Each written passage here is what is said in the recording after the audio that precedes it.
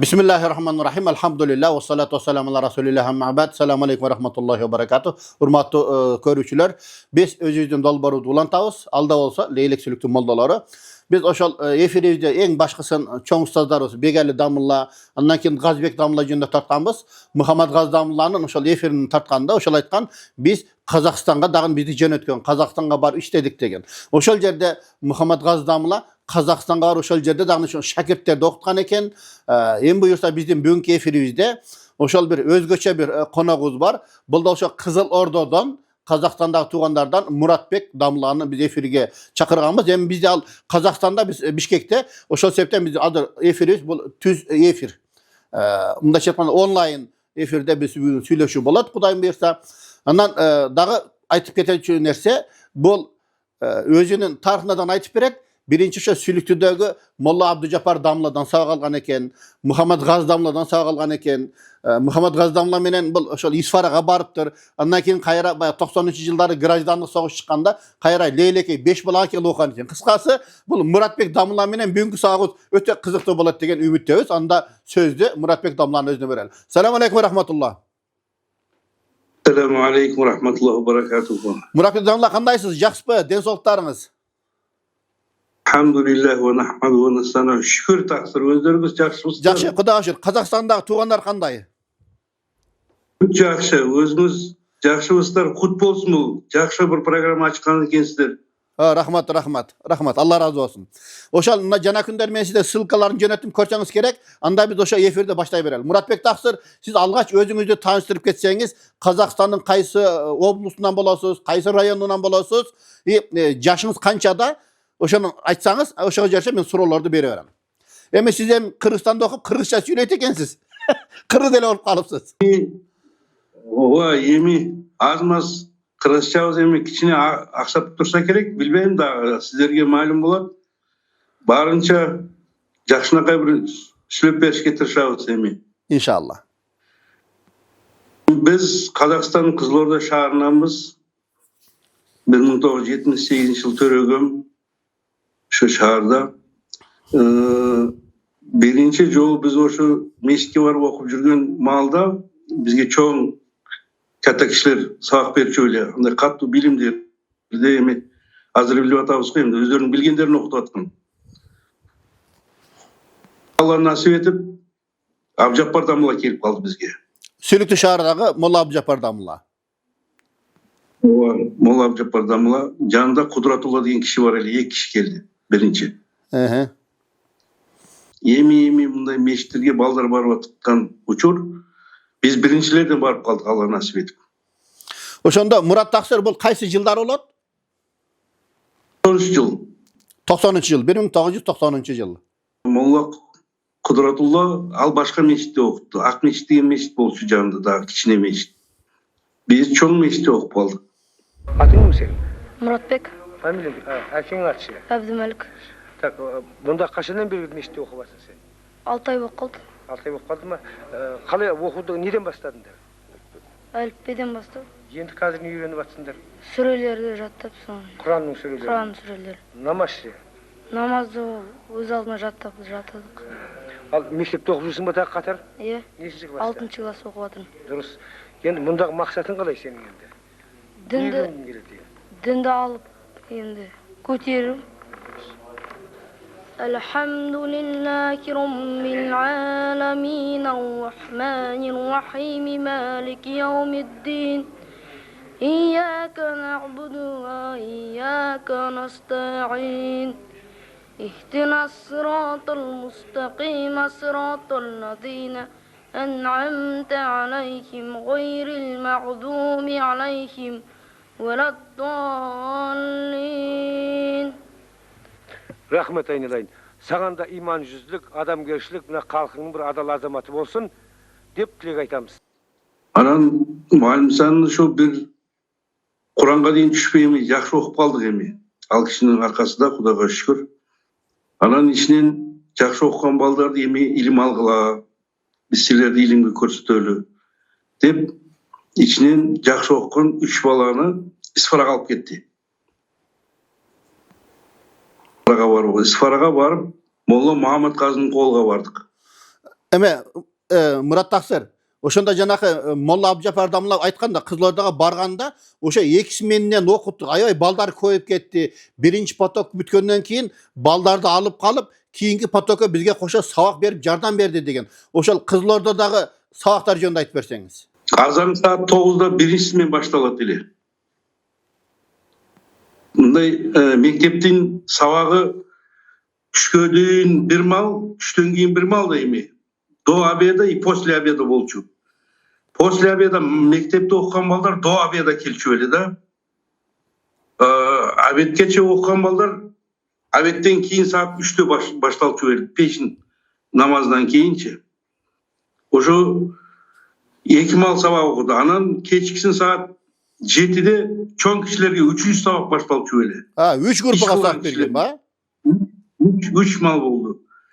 Эми кичинекейле мындай мектебибизде өзүбүздүн классыбыз болчу эле, лык толо окуду. Башта биз эми 5 бала, 6 бала өзүбүзчө баштадык.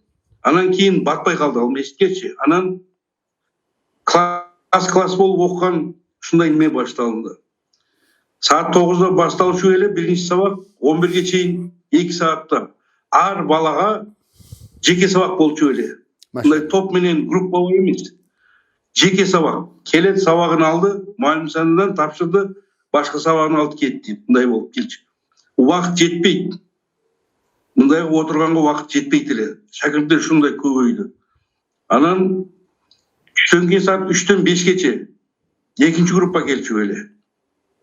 Биз ошо 6 бала устазыбызга жардам берип, кичинекей болсок дагы ошо өзүбүздү окуган сабагыбызды парта менен окуп, мындай жеке окутчу элек. Ошондо 12 жашыңызда мугалим болуп калыпсыз да. Шүгүр ооба. Анан мен эми сабакты түшкөчө окучу элем да. Мектептин сабагын. Мен түштөн кийин келчү элем. Ошо өзү менен катар тең балдарды, чоңураак балдарды мен да устазга кошулуп окутчу элем. Анан кечки saat 7'ge калчу элек. 7'de чоң кишилерди окутчу элек. Иштеген, иш иштеп жүргөн кишилерди. Бирөөсү энди машина айдайт, бирөөсү башка иш кылат, ошолор кечки келчү эле. Ошону менен 9'da устазым мени алып, жарым жолго дейин чыгарып салчу эле. Анан үйүнө кайтчу эле. Мен эми кичинекей 12'dеги баламын да. Автобус жок. Өзүңүз билесиз. 90-жылдар. Көп эме жок. Союздун кулдурап аткан убакыты. Ошондо сиз эмне канча километрден келип окугансыз? Кызылорда шаарына. Шаардын мен бу чекесинде турчу элем. Мечит бу чекесинде. 12 километр пияда барчу элек жөө. Кыш, жаз дебей барабыз. Анан кеч түнгү саат, кыштын күндөрү түнгү saat 9 караңгы болчу эле. Жарым жолго дейин мен жеткирип, анан өз үйүнө кетет элем, мен наркара кетет элем. Пияда. Ушундай күндөр болду. Пияда ооба. Бул ошол баягы Лейлектин 5 балада окугандагы ошого эмне пияда деп Лейлектин эме диалектикасы менен сүйлөп атат Муратбек Таксыр. Мен Лейлекти окуп башка мен көрбөдүм да эми. Ошо Лейлекче сүйлөй беребиз эми. Кудайым буйрса. Ana ошондо Кызылордада канча жыл сабак өттүңүздөр? Абдыжапар Дамла менен. Мен 1 жыл окудум. 1 жыл окудум дагы анан Исфарага кеттим. Абдыжапар Дамла 93'гө чейин окутту. 3 жыл, машалла. 3 жыл. 1000ге жакын бала окуду окшойт. Машалла. Эми кече Абдыжапар Дамланын өзү менен сүйлөштүм. Кабар алыштым. Азыр биз менен окуган бир бала азыр Караган деген облус бар. Ошо облусту иш кылып атат, чоң имам. Машалла. Абжали деген бала ал Талдыкоргондо чоң ишти кылып атат, имам болду. Машалла. Балдар бар эми, жакшы окуган балдар бар. Анан Муратбек Таксыр, сиз кантип Исфарага барып калдыңыз? Кызылордадан эмне себеп болду кетишиңизге? Ким аркылуу? 91-жыл Мамат Казы бизге мейманга келди. Казбек. Молла Жунайдын баласы. Молла Жунайдын баласы, Келип, биз Билбейм, енді айтқан ұқсайды да, мага жақсы оқыған балдарды беріп оқытып қойып деді. Бізден içimizden балдар таңдай баштады эми. Ким жақсы оқойт, илимге ким. Анан bir күн кетинде атам келди дагы, балам ушундай чоң окууга балдар карап атат экен. Сен жөнөйсүң. 2 күндө эле. Мен айтам, ата менде 1-июнь экзамен го, кандай болот? Ошо экзаменди 1-чи болуп киришиң керек, тапшырып, сразу ошо күнү поездга минесиң деп, 1-июнь күнү saat 9'da экзамен тапшырдым мектептин, saat 11'de поездга Анжа Москвага мен жөнөдүк биз. Maşallah. Saаттын ичинде эле. Анан 1-чи сүлүктүгө бардык. Жапар дамылан үйүнө сүлүктүгө бар. 1-чи. Bu 91. yıllar. Сүлүк 91 жылы 1-чи сүлүктүгө бардык. Сүлүктүдө bir күн болдук. Анан автобус менен Исфарага жөнөдүк. Мамат Казынын ужурасына. Ал жерде 1-2 айбы карлыктан сабак алдык. Maşallah. Kur'an okuduk. Анан билбейм го эми ошо кездеги кишилердин айтчу биз кужадан чыкпайбыз да ал жерденчи. Ошо эмненин ичинде эле болобуз. Абылан. Bir күндө эле силерде ошко өзүм дамылам бар. Ката дамылага барасыңар деп бизди bir күндө леликке чыгып кеттик биз. Oşonda siz Kazakistan'dan kança bala bargansızlar İsfaraga? 3 бала. 3 bala. Birden Mulla Kulaykıl дамыланын үйүнө келдик. Maşallah. Өзүдө эле балдар окуп атат, ойноп атышат, өзүнүн балдарындай эле жүгүрүп жүрүшөт. Баягы ужурадагы каталдуу неме жок. Кичине ужурада энди ан жерде ойногонго болбойт. Балдар окуп атат, карлар окуп атат. Иштиге жок. Биз оюн баласы эми 12 жаштагы. Мен эле келдик, молломду көрүп, эч ким кандай сен казаксың, башка өлкөдөн келдиң, ал учурда андай жок эле да. Келди, балдар, меймандар келди. Bir күн эс алдык, эрте сабак баштап кеттик, Алла насип этсе. Бирден эмемизди көрдү, Кураныбызды эшитти, китебибизди көрдү, бирден эртеси Абдан кыратын 1-чиден баштап кеттик. Биз келгенде балдар келип атат экен, 1-чи группа. Ошолор менен бизди кошо берди. Oşonda Damla'da kança grupası var ele siz gelgende? 3 группа бар эле. Kudaykıl Damla'da. Биз эң кичинекей болуп калдык. Эң немеси. Биздин алдыбызда 1 группа болчу эле. Алар жалаң айылдын балдары шу. 5 баланын балдары болчу. Дагы 1 группа бар эди, алар чоңураак эле. Кече сиз маек алдыңыз. Молла Абдыкарим. 1-чи группа эле. Анан кийин 2-чи группа Молла Салахаддин. Сами дамылан баласы. Абдсами дамылан баласы, эсимен чыкпаса, Салахаддиндер, алар 2-чи группа ушундай экен. Анан кийин алар кошулду. 1-чи группа болуп калды. Биз 2-чи группа болуп окудук. Анан бизден кийин дагы келе берди да анан. Көбөйүп кетти балдар. Oşol biz keçe efirde gördük. Oşol köçe büt bardırı afişitya bolgan eken da elder үйүнө bekер jatkırıp karagan eken da talabalardı maşallah. Esmi damla al jer 5 bala kut koнган жер да. Эми ошо 35 жылдан бери кызмат Аллага шүкүр жасап келатабыз. Şu dinin жолунда, илим жолунда келатабыз. Балдарга сабак берип, азыр шүкүр. Билбейм, санын унутуп калдык. 1000га жуук биз шакырт чыгардык азырчы. Бирок ошо 5 баладагыдай кут конгон жерди мен башка жерде көргөн эмесмин. Бүт айыл моломун кабагына карап турчу эле. Өзүңүз билесиз, 91-жылдар кандай болду? Нанды тандырларга жапты. Будайды дерменге тартчу элек. О Paskı yer деп айтылат, ал жерде şu жерде дермен болчу эле. Tegirmen ha. Ошого эшек менен бугдайды алып барып, тарткызып анан кайтчу элек. Мен ошону иштеген балдардын биримин. Oh maşallah maşallah. Bizler buğdaydı, undu değirmenге özünün yemesinden tartkısıp geliyor atat. Çok da yemi. Bizde okat çok, biz bu balan karaya albayız deyin el çok al jerde. Kayra bizge yemege balaga jetpey kaldı. Bizge yeme bala vermeyiz degen mollama arızlar küçüyle.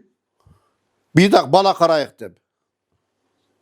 Bizde bala karayık. Al tigide 3 bala verirsiniz. Birini bizge verin degen kişiler oldu.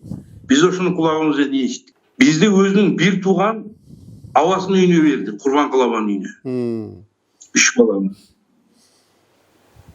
Okat kılıp başka dastarkana koyganda ol jerde bolbodu. Özünün baldar emne jeydi, emne içedi.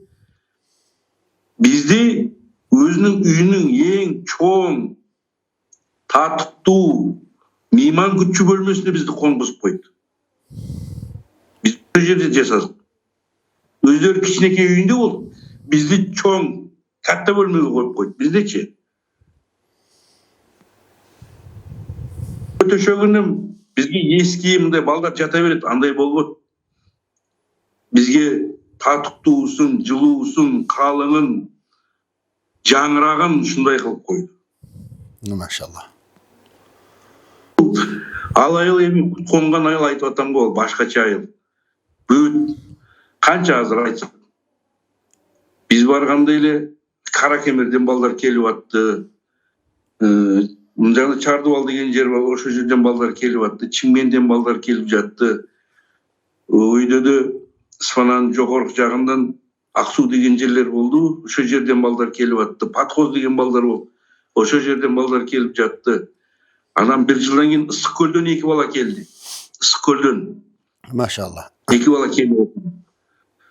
Анан bir bala бар эле бизден чоңураак, ал Баткенден ошо жактан келип окуду. Ал жаңа Салахаддиндердин үйлөрүндө жатты ал бала. Аты эсимден чыкпаса Ералы же Ерали ушундай. 5 balada kança yıl siz yaşap sağ kaldınız? Балада ошо 91'din 20 июньде бардым.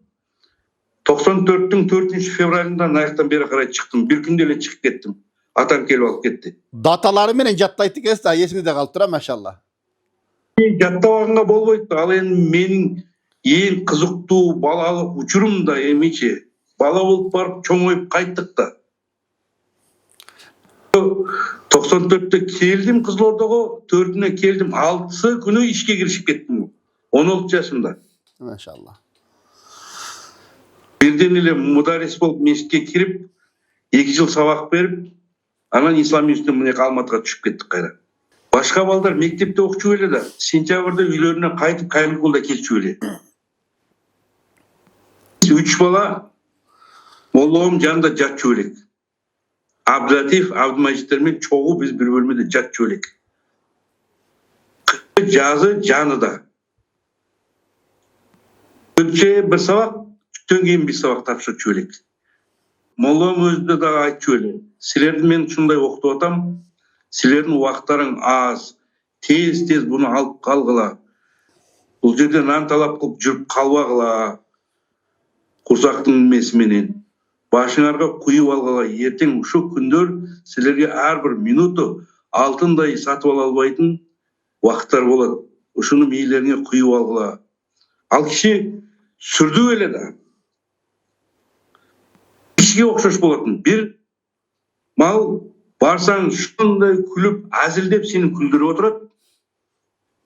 Сабактын убакыты болганда ал киши деген сүрдүү, татаал, шундай катуу киши болуп кетчү. Биз жаттап барган сабагыбызды көзүнө барганда унутуп калчу элек да. Көзүнө карабайм, шундай сабагыбыз кайталап барабыз, көзүнө карабайчу, тапшырам да башка сабакты алам деп. Болбойт, карап коесуң. Аллаху акбар, сабагың жок да. Ал билет, сенин окуп келгениңди, окуп келбегениңди билчү эле. Билдим эле деп ушундай сайрай берсең, токто дейт. Шашып мындай неме кылып атсаң, балам, о жерге отурду, бир такрар кылып ал, анан кайра кел дечү эле. Окуп келгениңди билчү эле. Окубай келгениңди билчү эле. Нечи жолу окугаңды билчү эле. Sen 7 жол окконсуң го дейт. Okuwagansın sen depçi. Toçek çöyledi. Emi şu 94'tün fevralinin 4'ünde kayttık beri karay. Anan 6 fevral günü işe düştüm. Mudaris bolup. Anan oşo meşte muazin bolduk. Sabak berdik. Baldar şu Abjappar Damıl'dan kalgan baldarın barmağa geldi. Büt geldi. Men kelgende alkışı endi 1 жылдай болып kalıptır. Eline kaytты, Sürütüge kaytkan eken. Alkışı kanday okutkan bolsa men bilem de alkışını kanday okutkan. Metodikasını bарын jat bilebиз. Oşo metodika menen Молло методикасы мөлдө башкача эле, зор эле алкыштын ичи. Oşo metodika menen биякты балдарды окуттук. Анан İslam üstüne düşüp kettik. İslam üstüne Almatıga düşkөнүбүздө Araplar Kazakça bilbeyt. Okup atkan Kazaklar Arapça bilbeyt. Sabak 3 sabak öttü. Biz endi grammatika öttük da Моллону, nahvunu öttük, sarfты öttük, lugat öttük. Mabdal Kırat'ın 3'ünü öttük, Şifayan'ı öttük. Anan ustaz dedim, berin men kotorup koyayım. Hadislarını büt Молло'm үйrötkөндөй, ar sözdün aslında kotormosun yazıp, anan arkasına bütün söylömdü yazıp, mınday kotorma болады. Araplar kuanıp ketken. Sırası mufti kalıp barıp bizge bala keliptir mine. Şunda Arapça biletken. Al uçurda Özbekistan, Kırgızstanda okudum dep aytkanga bolboyt.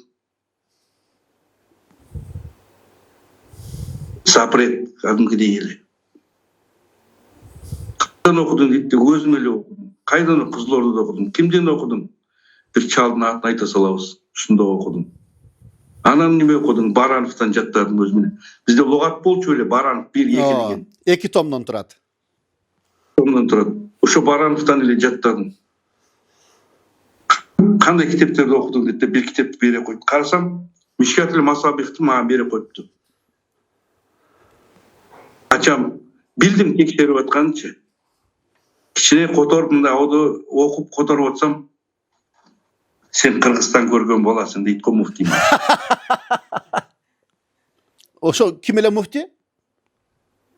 Muratbek Hacı деген. Aratbek Hacı. Ha maşallah. Kırgız görgön bolasın deyit ma. Bilip koydu, emi okudan çıkarat kenda diyorum.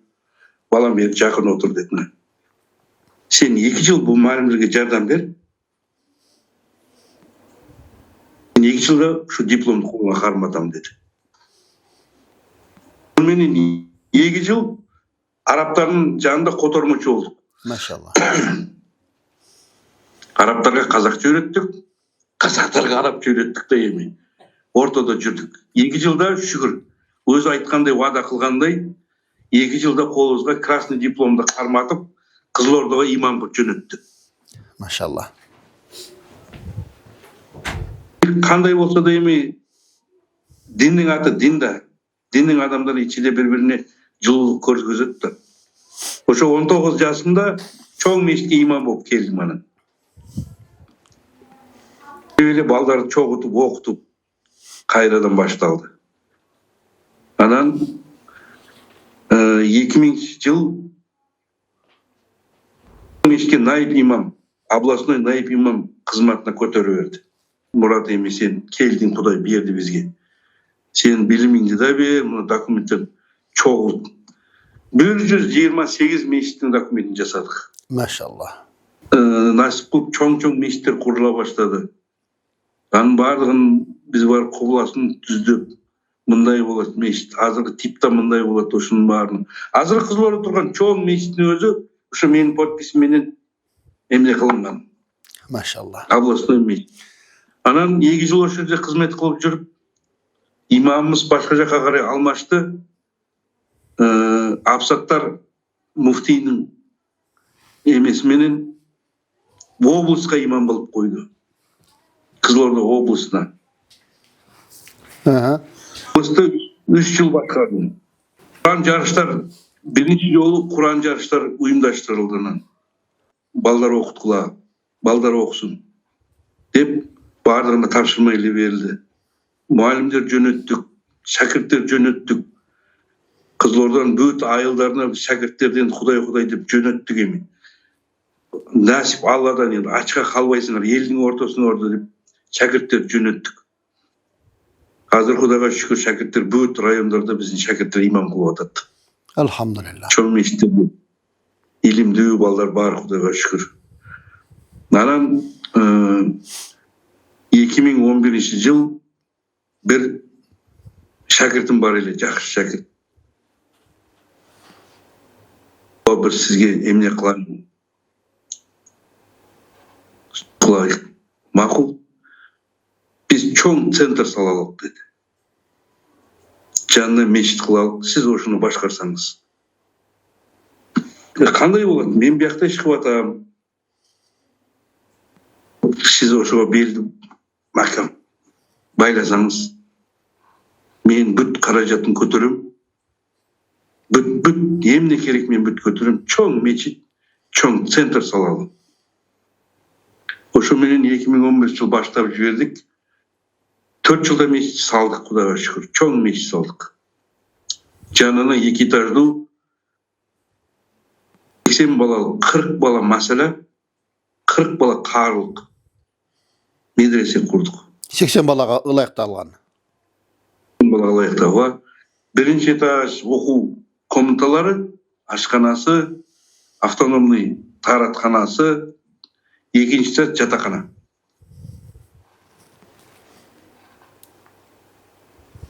Бір 16 қары шықты азыр. 16? Maşallah. Maşallah. Қары шықты. Оқыған балдардың біз мұндай емнемен келісіп қойғанбыз. Балдар түшкенше мектепте оқып келеді. Түштен кейін бізде оқиды. Maşallah. Түштен кейін мектепте оқушы балдар азанда оқиды. Анан кечінде дағы сабақ. Бүт контроль қойылған. Азыр мектепті бүтіріп шыққан азыр 25 бала. Алматыдан Нұр Мүбарак университетінде оқып атады. Maşallah, maşallah. Олар азыр оқып атады. Бүтіріп шыққандары бар. Анан қарылар жөндеден айтып берсеңіз, қарылар конкурсқа қатысып атабы, қандай игіліктерді бағындырып атады? Бүт баш бәйгелерді алып атады. Elhamdülillah. Розада, Рамазан айында бүт шаарда мешіттерге біздің қарылар хатым қылады. Maşallah. Бүт 15 мешітке не қылды, хатым жасап берді. Bir paradan оққан 30 күн оқып береді, 2 парадан оққаны 15 күн оқып береді, 10 парадан оққаны 3 күн оқып береді, шындай. 5 көбіне еме 5 парадан оқып 6 күнде бүтіп атты енді қарыларымыз азыр. Бірінен бірге очет кетіп 6 күн бұл мешіт, 6 күн башқа мешіт шындай қылып оразаменен өтті. İçinde 6 қарымыз лидерствоны ұштады, қармады.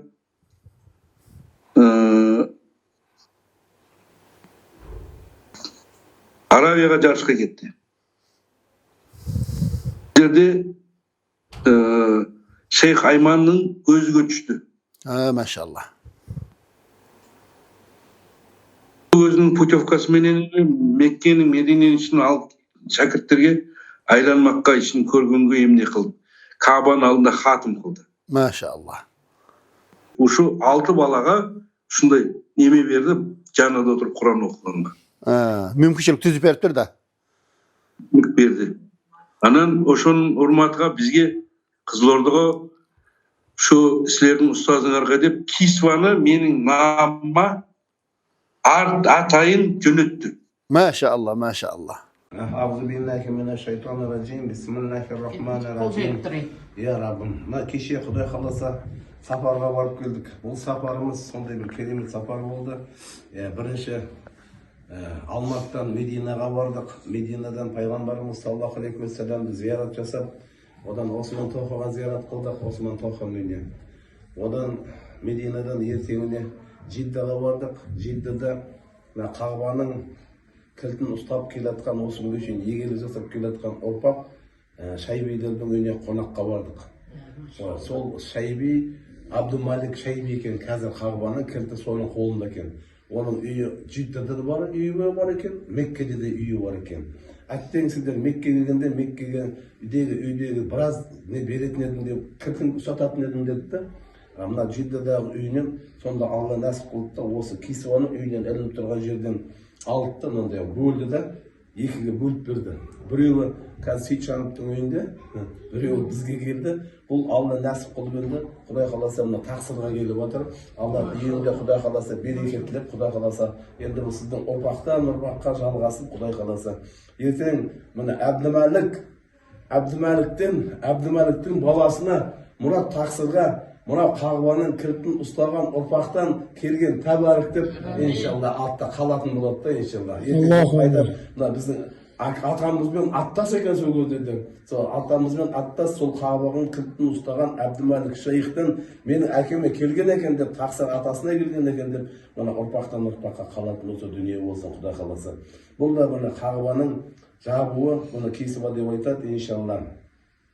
Алла елімізге Құдай қаласа береке берсін, отбасымызға береке берсін, халқымызға береке берсін, осы Қызылорда облысымызға береке берсін. Бұл әр келген нәрсе Қызылорда Алладан қойыңдар. Алладан сол берекеттілік тұруды Алла нәсіп етсін. Сізге нәсіп қылып тақсыр. Осы нәсіп қылған дүниені енді сіздің үйде тұрсын иншалла Құдай қаласа. Содан анау Зәмзәм су игілік жасаған шейх Айманның үйінде болдық қонақта Құдай қаласа. Міне сондай бір керемет сапар болды. Алла нәсіп қылсын иншалла. Alhamdulillah, ala ni'matil İslam, Rabbi zidna ala iman. Allah Teala merhamet bergen jolunda жүргізуді Алла нәсіп етсін. Біздердің қадамдарымызды адасқандар мен ашуға ұшырағандардың жолынан сақта. Сахабалардың басқан із қадамдарынан біздерге де нәсіп етті. Жақсылардың жолынан жүргізіп пайғамбарымыз Мұстафа саллаллаху алейхи ва саллям сүннет жолына нәсіп етті. Біздерді осы тәрбиеге жеткізген ұстаздарымызға мында шүкіршілік. Мәке, сапар оң болсын, қадам оң болсын. Хадия шексіз құнсыз дүние. Алла Тағала отбасымыздың тек қана амандығын берсін. Қауымы шайын аман болсын. Қабыл болсын. Алла сізге бұйырды, иншалла. Құдай қаласа. Шүкір деймін, Алланың бергені, илімнің, ол тақсырларымыздың, ұстаздарымыздың бізге қойған мақсаттары. Білем ол бұлда болса ұстаздарымыздың үміт қылғаны да. Мысалы біз айтады ғой, кешегі қиялдар бүгінгі шындық, бүгінгі қиялдар ертеңгі шындық деп. Ұстаздары қиялданса керек ушундай күндөрдө. Оң тирик убагында WhatsApp менен сүйлөшөбүз деймин биз. Бир күн мен ушундай кабинетте отурам, моллам чалып калды. Молла Кудай кол. Таксыр эмне кылып атасың? Сабактамын молла ушундай айтсам. О карлардын бөлмөсүндө карлар арача гүжүлдөп атат го эми. 22-23 кары сабак кылып атат. Токто дейт, карлар бу дейт. О карлар. Таксыр бир көргөзүп койчу дейт. Онда барып эле мындай эшикте мындай көрсөтсөм, шондай иле берген, биздин арман кылган ишибизди сен кылып атасың балам дейт. Biz armağan kılgan işleri sen kılıp atasın. Biz oşunu küttük, biz oşunu bildik deyip. 91 yıl azır emeniniz eten şu bizge çoğu olgan ballarda oğat esterinden düşse gerek. Azan kanikulun uçuru jay vakti. Siz söz kılıp emne kılıp aldınız. Salahadin var mı? Salahadin. Siz menen okudu? Bir de 2 yıl keyin okudu. Şaşıp kirip keledi da işkeç. Molom radyodan Kur'an okulup atат deydi. Molom залда мындай eski мындай радио болчу. O betiге пластина койчу радио болчу.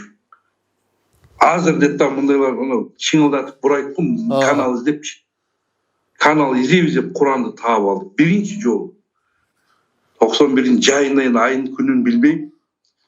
Бүт шәкірттер сабақ барып отқан соң отыра қалып оқыдық.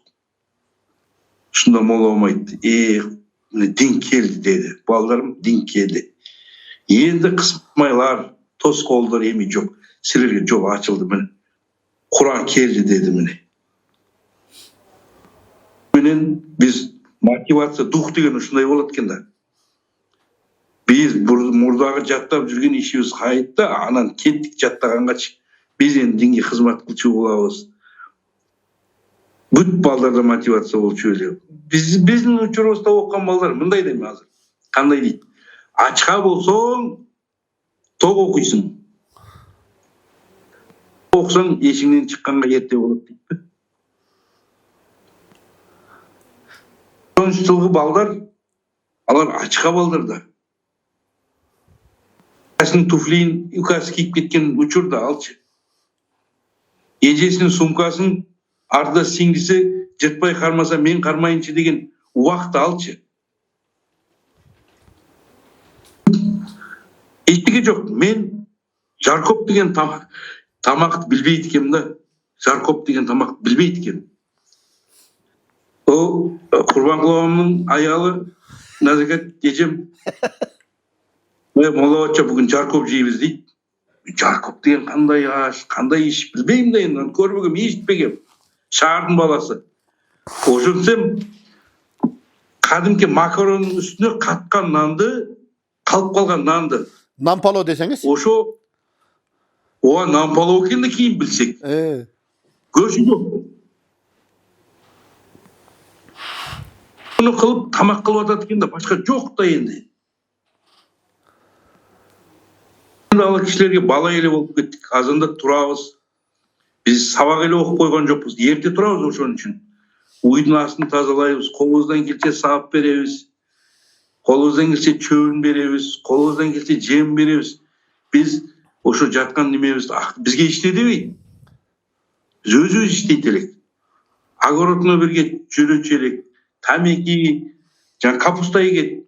Жок, аба биз жүрөйүчү, биз барайыкчы. Жардам берейинчи, сабиз эгет. Биз барып сугарып коечу, биз жүгүрчү элек. 12, 13, 14 жаштагы балабыз. Биз ошон иштегенге эмне кылчу элек.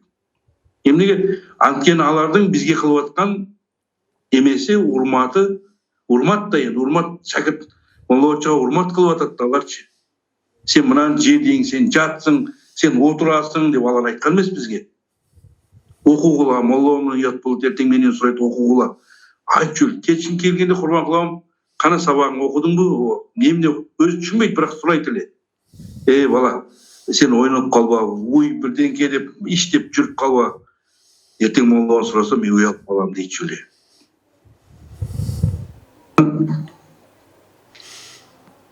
Айылда моллоонун чоң улуу абасы болчу, Анар Бото деген. 12-жылы Дастанова үйүндө болуп калдым. Енді сабақ каттуу болуп керек болуп. Моллом эми мага ускорение жүргүздү сабакты. Ускорение жүргүздү. Азанда бир сабак, кечинде бир сабак болду менде. 3 каттан.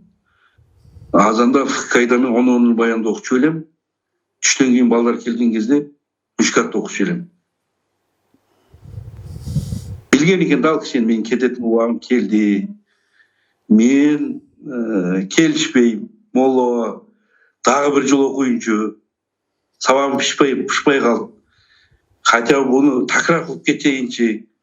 Жок балам, сен артыңан кишилер келип атат, болбойт. Паспорт алчу убакытта келген экенбиз да. Муратжан, убакыт келди. Убада бар деди. Биз айтканбыз, ушундай кайтарабыз деп, убада бар.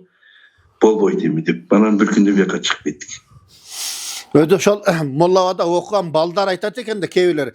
Мен үйдөн эч иш кылбай келген элем, ушул жерге келип туруп, мисалы, орок оргонду, чалгы чапканды, мал караганды баарын ушул жерден үйрөндүм дегендер бар да.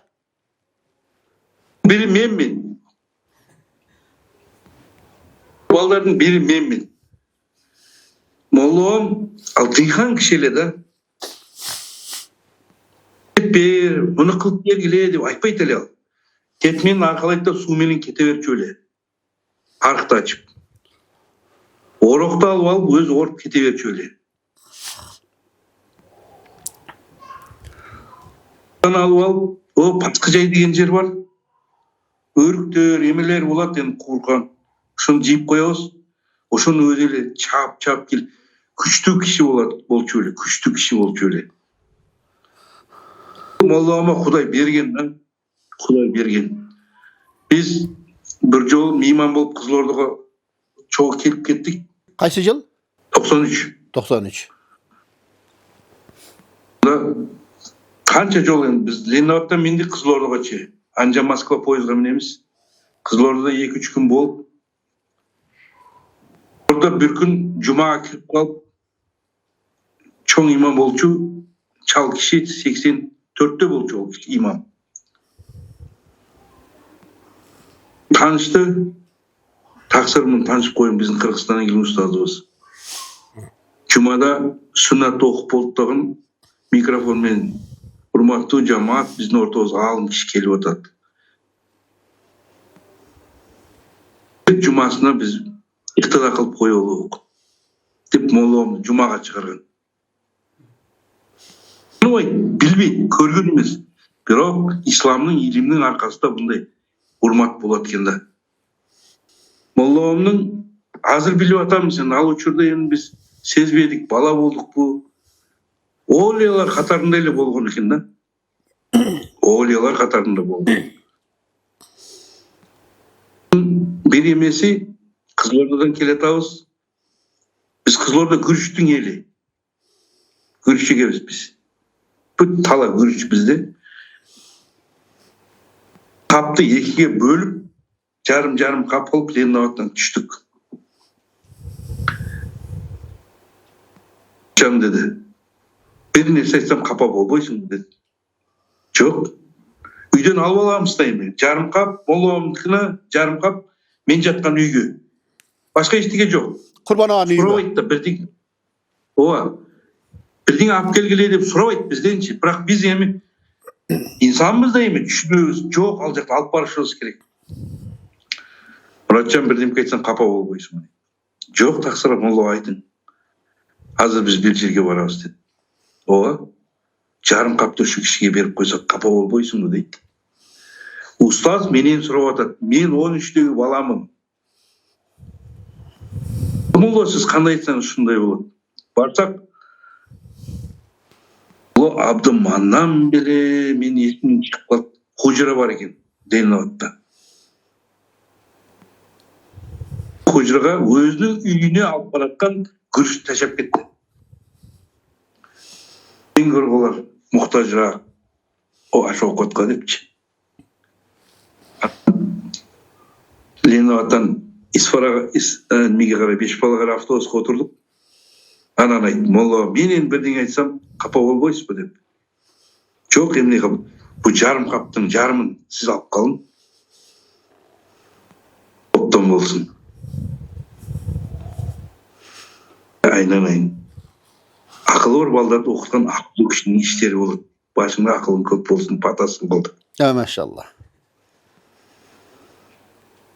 Al kişinin bizge aytkan azıcık sözleri kelip al kişi Orusçadan da katlı söyleydi. Bilmegen bir sözlükleri aytçı öyle. Makaldardı var mı? Nimelerdi aytçı öyle. Çok gрамотный öyle. Bunday sözünü okup otsan Lermontov mınday degen, Tolstoy mınday degen, şunday sözlerdi aytçı öylece. Dinden bölük al kişi svetlik ilimde katlı bir çöyle. Aytқанда diplomatlar çoğun diplomat ele. Kimмен qanday söylöşkönde bil çöyle al.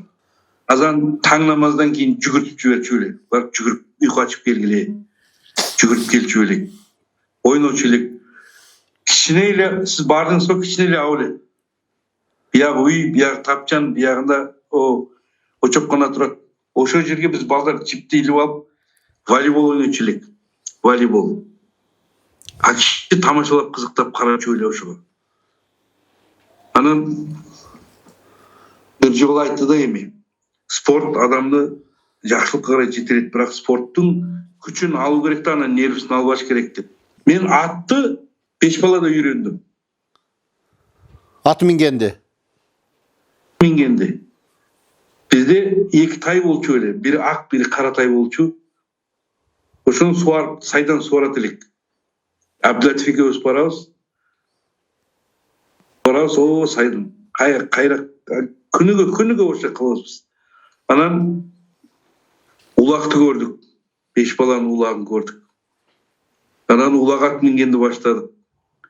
Bir туған авасы Анарбат Ақсақалдың қашқаты болчу. Мен ошоны жакшы минип алдым. Анан улактар качты. Азыр ошо беш баланын сабагы деле азыр үйүмдө 2 улак аты бар. Ошодон бери токтогон эмес, келип аттар кармагам, азыр да кармайм. Аттар бар үйдө. Ал кишинин илим окуткандагы методикасы өтө башкача эле дамыла. Канча бала ошо балага канча жеке сабак. Кыраттан мен 19 сабакта болсом, сиз 21да болсоңуз, экөөнү кошпойт эле. Өзү жазып, Мабдар кыраттан бир 15-20 сабак өткөндөн баштап сарф илимин кошот эле. Өзү жазып, өзү чызып. Ал кишинин жазган жазуу анча-мынча арабтардын подписинен чырайлуу. Азыр енді аралашып жүрөбүз да эми арабтар менен. Өтө чырайлуу эле. Анан бул немесиз, аракетсиз китеп оккон молдоомдун эмеси зор эле. Биз азыр эмнеден окуп турабыз? Бизде осын сарф, нахудан окутту да ал киши. Бизге аракеттин кереги жок. Окуп кете беребиз, которуп кете беребиз. Бизде көбүсү ошону окуй албайт. Ошо жерден токтойт ошо жерден. Болсаңар, ошо мени ар билимде өзүңөргө таң калгандай эстеп турасыңар дечү эле. Чын эле ошондой экен. Оле болгон дайын бал киши. Мен 5 баланын кишилерине рахмат айткым келет. Айтыңыз. Бизди башкача кылып, бизди бул өмүргө татыктуу бир инсан кылып, биздин кадам башыбызга ошо 5 баланын бизге эмеси көп. 5 бала айылынын, кишилеринин, инсандарынын. Бүт айланайынан башка эчтеке эшиткен жокпуз. Молобатчалар келатат. Молобатчалар, буларга мындай башкача мамиле караңдар. Бир ауыл ушундай молдоомдун эмеси менен турат экен да. Ал айылда окуган бала жок. Бүт кими болса, мурда мектеп директор деп сүйлөйт эле го. Жайында балдар ойноп атса, совет дövrүндө жайында балдар ойноп жатса, мектеп директору агай келе жатып качпайбы? Жайында каникулда жүрүп, балада молдоом келатат деген сөз бар болчу. Ода кичинесиде. Киши интеллектте мындай. Семьяга да аралашат. Калгандарына да аралашат. Бири-бирин жактырбай калганына да аралашат. Бүт аралашып жүрөт. Жакшы болгонго, айылдын ушундай турмушта болгонуна ал көзөмөл болчу эле да. Бул айылыны данакерлик менен башкарган киши болгон экен да. Мечит салганда да ал кишинин немеси биринчи мечит салган, азыр жаңы мечит эмес, мурда кичине мечит болчу. Ошону анда лай жаткырганда өз үстүдө жүрдү. Мен ошо жерде болдум. Менин үстүгө васанын үстүнө лай ташадык да эми. Bir туган жиени, унутпасам, Нимат ага? Мамат ака деген бул. Мамат ака, Нимат аканын укасы. Я акасы, я укасы. Кошунасы. Мамат ака деген уста болду. Анан бизмен бирге чогуу окуду, Манас деген жигит, ошонун атасы болуш керек, уста болду. Ошо усталар менен биз балдар болуп, лайын көтөрүп берип турдук мына эмесин. Челек менен. Үстүнө жаткырып. Челек менен. Өзү кетмен менен тартып ошону түздөп турду. Үстүдө жүрдү мечиттин, ушундай курган киши ал киши. Берген киши да ал, Кудай өзү берип койгон, тандаган кишилер да. Эми бир сыр да эми. Айтканга туура келет. Мурдагы жыл мен катуу операцияга түштүм. Операция болуп, bu бауыр менен өттүн немесин алып ташыш керек болду.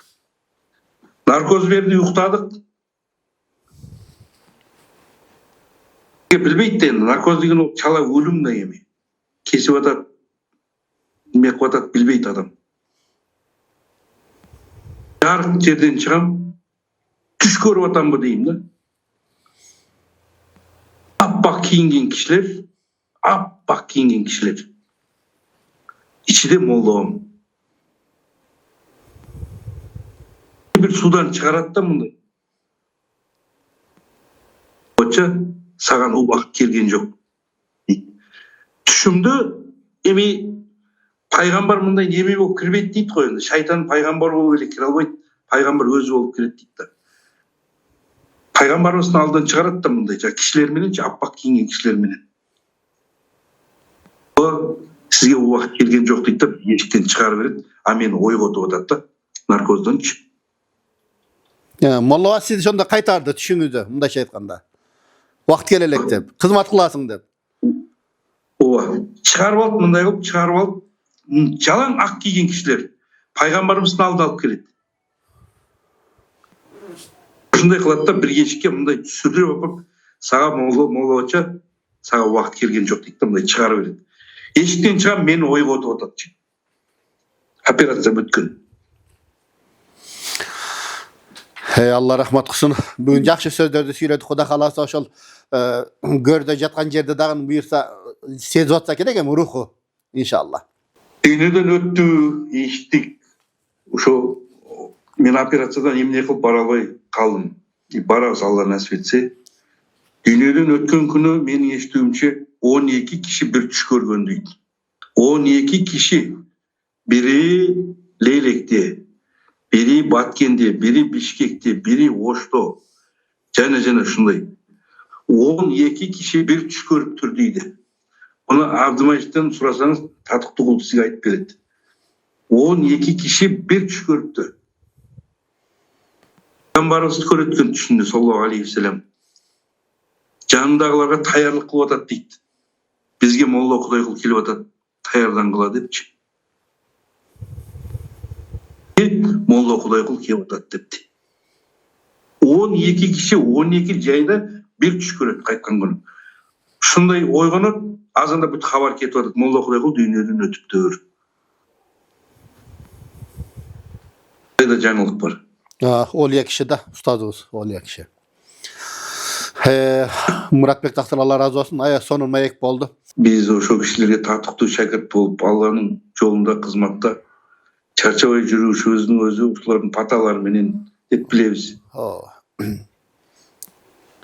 Укмуш, билимдүү кишилердин колуна насип кылып түшүп калып, окуганыбызга биз сыймыктанабыз. Elhamdülillah.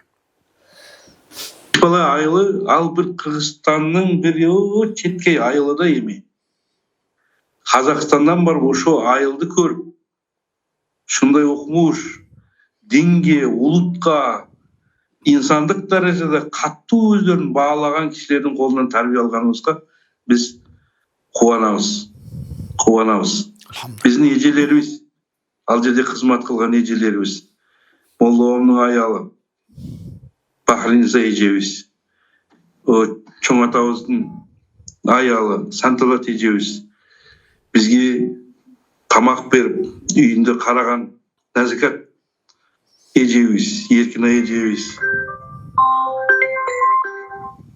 Бұлардың ойлаймды азыр, бұндай кишилер жоқ азыр. Кишилер жоқ. Өзінің балдарына қандай қараса, ошо бір дастарханда бір емнеде отырып, кишилер бұндай жоқ азыр бізде жолықпайды. Білбеймін, неге еми шықпаса жоқ да еми. Алар қандай кишилер болды енді білбеймін, ақылымыз жетпейді. Алардың рухани байлықтарына біздің ақылымыз жетпейді екен. Майлы өткендерінің имандар саламат болсын, рахмалық болсын, тіреулеріне бақытлы, Аллахым берекелі өмір берсін. Амин. Uzun ömürde Allah ömür ver deydi ki, Molla'm sıravağı deydi uzun ömürde. Bakıt, bereke, жақсылық sıravağı deydi. Muhammed Kazı'nın atası var mı Molla Cüneyd'in? Molla Құдай қыл. Мұрат, сен білімді жақсы алдың. Еми саған кішіне бір, жетішпей тұрған бір кішіне бір неке бар деді. Мен ошоны саған сабақ қылып қойайын. Мен сені қызматқа Молла Cüneyd'ға жөнөтөм деді. Қызматқа. Orazonun aldım bolçu. Bir hafta kızmakta oldum. Taksir düşündü, tarat suun, aşı okotun canında oturup, nanın tuğrap, çalağın deyip, kaynatıp, kumandan suun kuyup, taratın tөгüp, oşa kısmetke varasın dedi. Hatta o şejede kızmakta oldum. Molla Cüneydi'den indi. Muhammed Kaz'ın atasını indi. Bir cuma. Bir cuma. Көзіңмен көріп, құлағыңмен ешіткен нәрсенің бардығын içige салып, кришкамен жауып аласың балам деді. Ол сөзі мындай ет деп көргенсіз бе? Қатты өтті мындайша. Дейді болды сен түсінді. Кыз дегені да алшы. Ускут дегені да енді. Дейді болды сен түсінесің оны. Немелер бар еді. Şu bir hafta Molla Cüneydi'nin kızmatında oldum. Maşallah. Kişinin tarat alganın özü bir sabakta. O namaz, dua, bunday emiş. O tonki kişi. Tarat kılganın özü bir sabak elinde. Ar bir nimege ol jön man berediler. Vaktin paydalanışının özü bir seremoniyalıydı. Şu 92. yıl taratxanasında bu emesi var, Mustafa'nası var, taratxanası var. Anda şu valda şunday edi. Şu taratxanasında bunday jeginde kayış menen tigilgen misvaktar tutçuyle. Tarattan keyin abizat misvaktan emeye kılıp, sürtüp tazalap kayra salıp koyçuyle. Tarattan çıkkandan keyin galoşun mildetli türde juçuyle. Taratxanadan çıkkandan keyin. Galoştu juçuyle. Çıkar, şunda özü bir kumanda 1,5 litr su olağı, 1 litr su olağı. Meni Mustafa kılıp çıkar. Tarat alat. Anan galoşun juvat. Жетiştüyle. Adamlar bir yerin çını tağına gelgen su ada olup kalıp. Az okuganın özü var. O kişi ruhani ötte çoğun ele. Yani Muhammed Kaz'dan biri oturup sırasanız ayıp biri. Жақшы oldu sonra. Molla Cüneydi adamlar yönde daha bir malumat gitti elhamdülillah. Ustazlar birbirine, şakirtlerine sen yürüt, adepti yürüt, ahlaklı yürüt deyip jönetip turç eken de. Adile muğattan ben bunu. Kızmatka, men şu Molla Cüneydi'den kızmatka vardım ben. Maşallah. Muhammed Kaz bilet keçe aytsam esine çıp, esinde. Oşo кезде kişi Nurullah деген balası bolup çöle al, dünyeden ötüp ketiptir. Men janımda жүгүрүп жүрчү эле şu kısmatта болгондо. Molla'nın jiyen neberesi. Жақшы. Muratbek Taksir Allah razı olsun. Rahmat sizge. Şunçalık жоқ деп efirge түшүп бергениңизге Кудайым буйрса muну bir жаңылык кылып көрсөтөбү дейм. 5 бала айылы бүт көрсө керек. Таанып, şunday çoğayıp kettir da bizim bala dep. Ağınıp atat da emi, azыр сүйлөшүп atat, бүт meni тосуп atat экен ал айылдачы. Azыр сүйлөшүп турам мен, качан келесиң болуп atat эми. Эртерээк барышым керек эми şu жайында. Былтыр барабыз дебек, şu кичине оору менен эмне болуп калдык, врачтар жөнөтпөй, жолго жарабайсыз деп. Boldan da. Наркы жыл дагы иштер болуп калды. Эми быйыл энди азыр жакшыбыз, эми жайында барып калабыз. Elhamdülillah. Барганда сизге эле жолугуп калабыз Алла насип. Kudayım buyursa. Атагып коюң, анан Куран окуйт. Amin. Bismillah. Elhamdülillah. Ve salatu ve selamu ala Resulillah. O yaratkan Allah. Oşol ustazdığımızın şakirtleri kayısıl yerde bol bolsun bardığının niyetlerin, tileklerini kabul kılgın. Allah'ım oşo Kuday kul damlaudun. Molla'mızdın şunçalık ümit menen okutkan balдар ümitlerini aktay turgan oşo dünya dengelindeki dindi jayılta turgan şakirtlerden bolusun Kuday talam nasip etkin. Allah'ım şu Muratbek damlanındagın kılgan kızmatın özün kabul kılgın. Halis özün için kızmat kılığını nasip kılgın. Muratbek damlauzdan dagın tarkagan urpakların daima elibizden, Müslüman elibizden, İslam dinimizin kızmatından hiç kaçan acıratmağın. Rabbena atina fid dünya hasana ve fil ahireti hasana ve qina azaben nar bi rahmetike ya erhamer rahimin. Hemen Allah'ın ruhuna bir Fatiha okup beriniz Murat Bey damla. Euzu billahi mineşşeytanirracim. Bismillah. Bismillahir Rahmanir Rahim.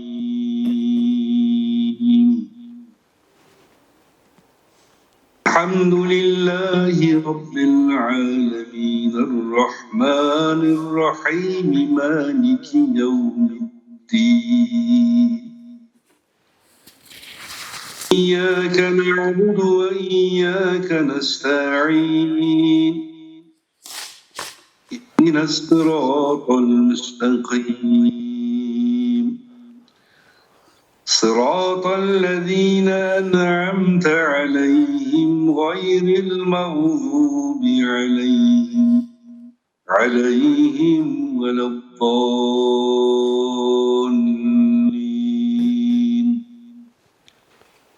صدق الله المولانا العظيم سبحان ربك رب العزة عما يصفون وسلام على المرسلين والحمد لله رب العالمين ربنا تقبل منا هذه التلاوة القرآن العظيم اللهم إنك عفو كريم تحب العفو فاعف عنا يا كريم Amin. Yaratkan Allah'ım şu okulan Kur'an'ın savabın birinci Peygamberimiz Muhammed Mustafa sallallahu aleyhi ve sellem'in ruh şerifleri. Dünyadan ötken dostları sahabalardan, andan bir garay maşayıhtardan, bizge dinde jetkizgen jakşı ulamaları, imamlarımızdan, bizge sabak bergen ustadlarımızdan, biz menen jakşı bolgan dünyadan ötken kişilerden ruh şeriflerine bağışlap koyduk. Жатқан жерлерін Алла жаннат қылғай, имандарын жолдаш қылғай. Пайғамбар Мұхаммад Мұстафа саллаллаху алейхи вассаламның ақ туының астына махшар майданында чоғылған уақытта Ла илаха иллаллах Мұхаммадур Расулуллах деп калимай шахаданы тілге келтірген мұсылмандардың қатарында болуымызды Алла нәсіп еткей. Amin, amin. Я Алла жақсылығыңды нәсіп ет. Ұлытқа, ұлысқа, ұрыққа, тілге, нәсілге бөлдірбей, ислам дінінің күш қуатын күшейтуді Алла нәсіп еткерген. Amin. Алла жақсылығымызға қосып, иманымызға қосып, артымыздан ерген шәкірттеріміз қары олама хафиздардан болуын нәсіп еткей. Алла сіздердің мынау жасап жатқан қызматтарыңызға, Қырғыз еліме, Қырғызстан халқына чоң бақыттылық, берекелік, иман байлығын, жақсылығын, елдік бір дәрежені чоң көтерген bir tutam ел болып, bir тұташ ел болып, бірге чоғу болған елдің дәрежесін көтерген халық болуды Алла нәсіп етсін. Amin.